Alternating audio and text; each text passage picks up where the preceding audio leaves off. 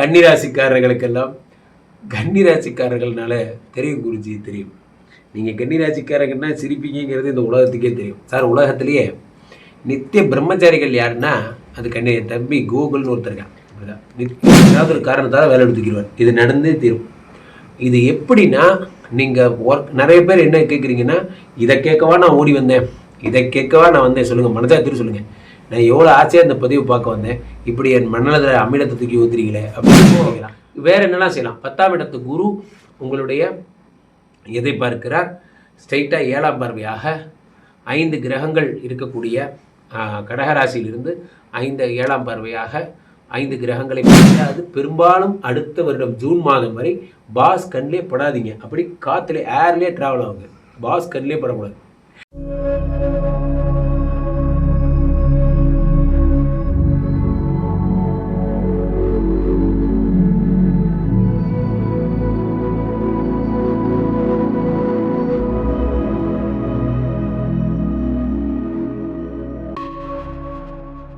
உலகெங்கிலும் ஆன்மீக பரிகார நேயர்கள் அனைவருக்கும் வணக்கம். நான் உங்கள் ராம்ஜி.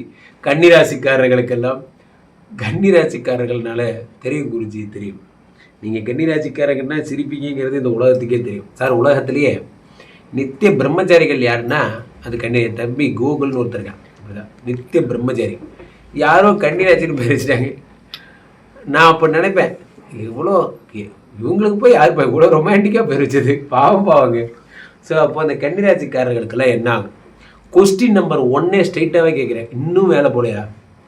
வேலை போகாமல் இருந்தால் அது பெரிய விஷயம்.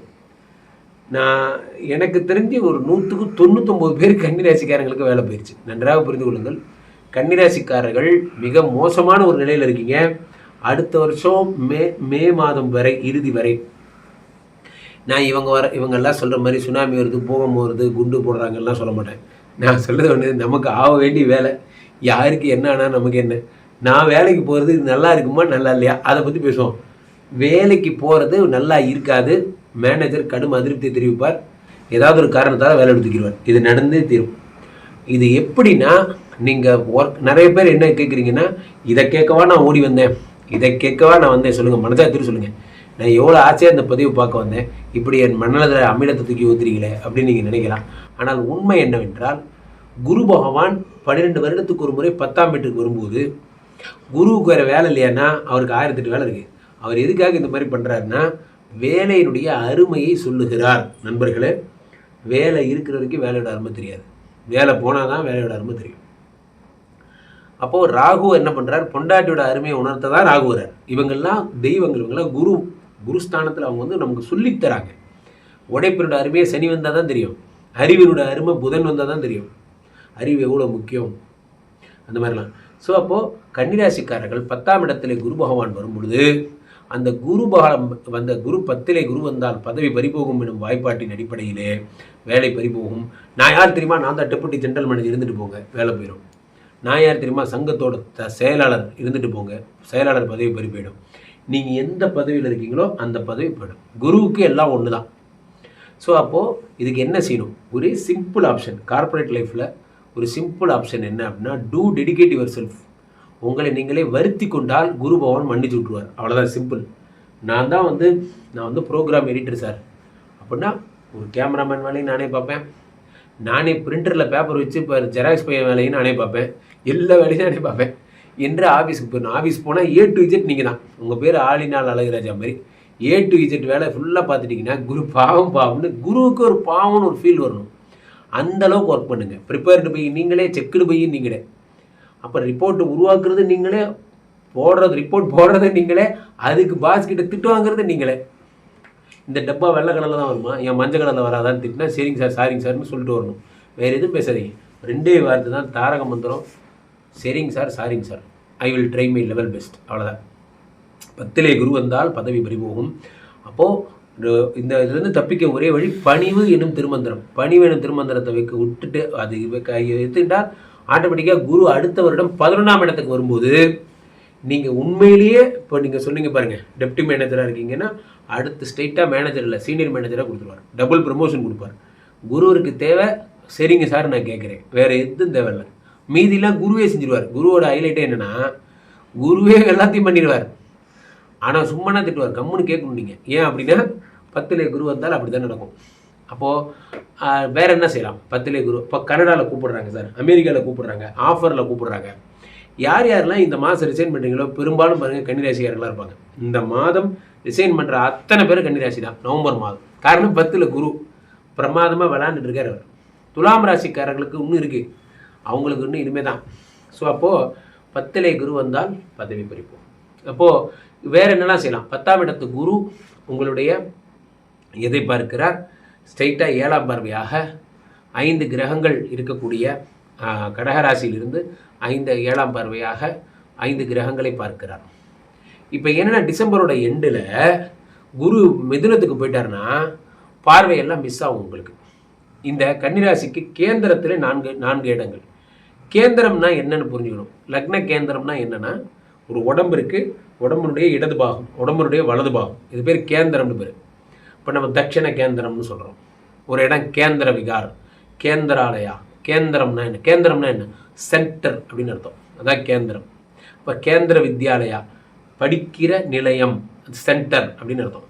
ஸோ அப்போ உங்களுடைய கேந்திரத்திலே 4 கிரகங்கள் இருக்கும் பொழுது இந்த 4 கிரகங்கள் திரும்ப அழுத்தம் உங்கள் உடம்பை பாதிக்கும். கன்னிராசிக்காரங்களுக்கு வெப்பு நோயின்னு சொல்லுவாங்க, உடம்பெல்லாம் எரியக்கூடிய அம்மா நோய் மாதிரி. இப்போ வரத்துக்கு வாய்ப்பு இல்லை, இது குளிர்காலம்.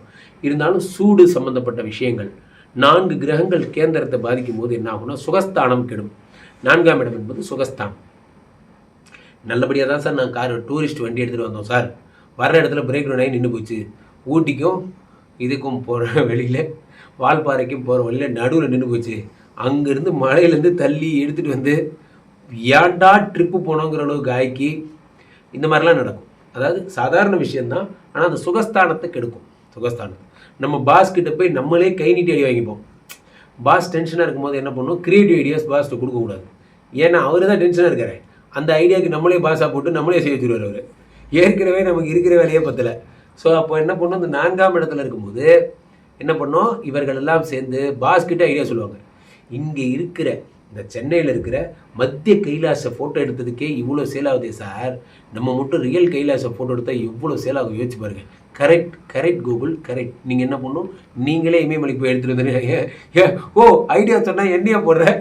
வெளியால் எடுத்தால் காசு செலவாகும், உனக்கு என்ன டிக்கெட்டு செலவோட மிச்சம். ஆட பாவி, ஒரு கம்பெனி நல்லா இருக்கணும்னு ஐடியாவில் சொன்னால் என்னையே வேலை வச்சு அந்த மாதிரி நடக்கும். சுகஸ்தானத்தை கெடுத்துக்கிறது நீங்களே தான், வேறு யாரும் கிடையாது சார். நம்ம ஒரு வாட்ஸ்அப் குரூப் ஆரம்பிப்போம். தயவுசெய்து நண்பர்களே, இது போன்ற விஷயங்கள்லாம் உங்களை follow up, company tension, work follow up இதெல்லாம் நடக்கும். இந்த குரூப் வச்சு நிறைய சண்டை நடக்கும் சார். வாட்ஸ்அப் குரூப்பு நல்லா யோசிச்சு பாருங்கள். தனி மனித சுதந்திரம், என் மொபைல் என் பர்சனல் நம்பரு, என்னை கேட்காம ஒரு குரூப்பில் போட்டுறீங்க. குரூப்பில் போட்டால் அந்த குரூப்பில் ஏன் ரிப்ளை பண்ணலன்னு திட்டுறீங்க. என்ன திட்டுறீங்க? ஏன் ஆமாம் நேற்று லீவ் ஆமாம், ஏன் குரூப்பில் போடவே இல்லை? ஏன்னா இது அந்த மாதிரி வர வர என்னென்னா இந்த குரூப் கலாச்சாரம். அதில் நம்மளில் ஒரு ஆள் போட்டு கொடுப்பாப்பா, சார் அவர் லீவ் எடுக்கல சார், அவருக்கு பார்த்தீங்கன்னா நேற்று தான் சினிமா போயிட்டு இருந்தார், எனக்கு தெரியும் சார், நான் பார்த்தேன் சார். அதையும் நீங்கள் குரூப்பில் போடுங்க, இந்த மாதிரிலாம். ஸோ இந்த 4ஆம் இடம்ங்கிறது நற்பெயர். நான் சொல்லும்போது உங்களுக்கு ஜாலியாக இருக்கும், நற்பெயர் கெடும். அப்போ நீங்கள் உண்மையிலே லீவ் எடுக்கிறீங்க கூட, எதுக்கு லீவ் எடுக்கிற ஒரிஜினல் ரீசனை என் உயிர் நண்பன் நினச்சி சொன்னேன் சார், அவன் பாஸ்கிட்ட போய் மாட்டி விட்டான், இந்த ஆள் அதையே நினச்சிக்கிட்டே இருக்கான், இந்த மாதிரி தான்.